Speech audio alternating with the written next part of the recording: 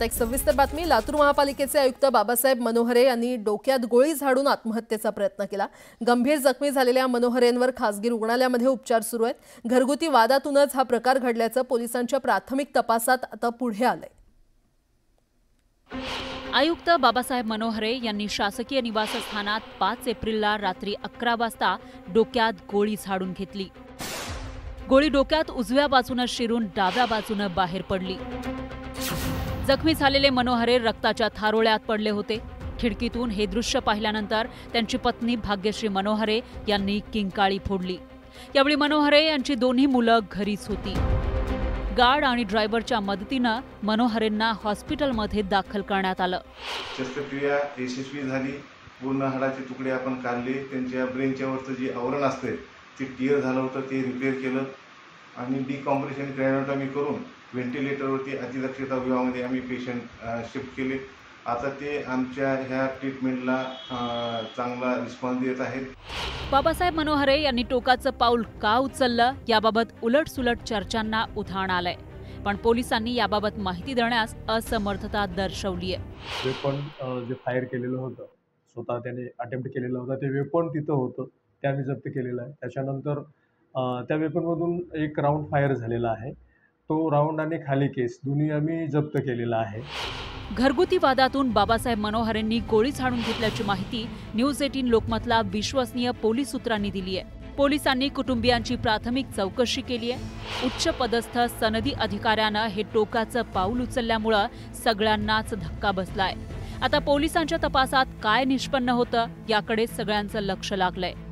Shashikant Patil, news 18 Lokmat, Latur.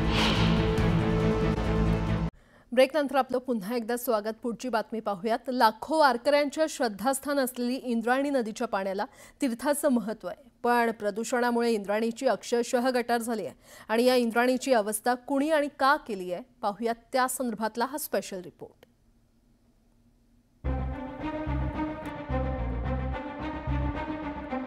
हे दृश्य पाहिल्यानंतर ही बर्फाची चादर आहे की कापूस असा प्रश्न कोणालाही पडल्याशिवाय राहणार नाही। पण गोंधळून जाऊ नका, हा ना बर्फ आहे ना कापूस, तर ही आहे इंद्रायणी नदी। या नदीला प्रदूषणाचा विषारी फेस आलाय।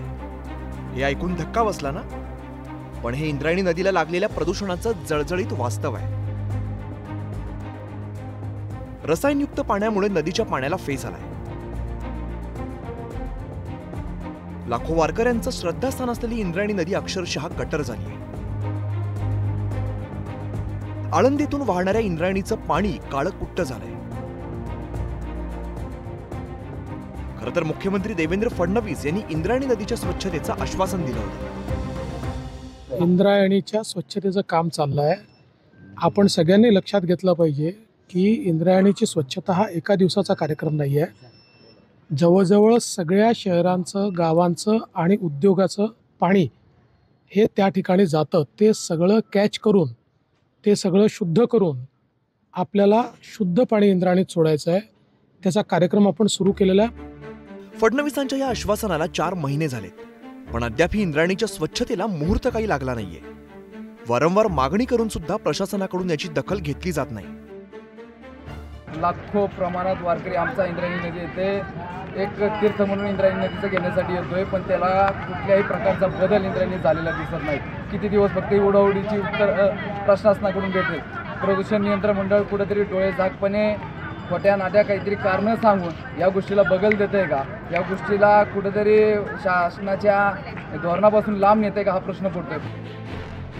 पश्चिम घाटात उगम पावणारी इंद्रायणी 92 किलोमीटरचा प्रवास करत तीर्थक्षेत्र देहू, आळंदीमध्ये पोहोचते।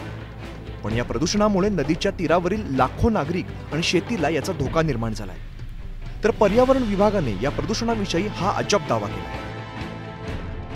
नदीचं स्वतःचं पाणी या उन्हाळ्याच्या दिवसामध्ये नसतं आणि या डिटर्जंटच्या पाण्यामुळे जेव्हा ते पाणी बंधाऱ्यामध्ये अडवलं जातं आणि जेव्हा जास्त पाणी येतं त्यावेळी ते बंधाऱ्यातून ओव्हरफ्लो होतं आणि ओव्हरफ्लो झाल्यानंतर ते पाणी खाली आदळल्यामुळे, आपटल्यामुळे तिथं मोठ्या प्रमाणात फोम तयार होतो आणि सदरचा फोम जो आहे तो टॉक्सिक नाही आहे।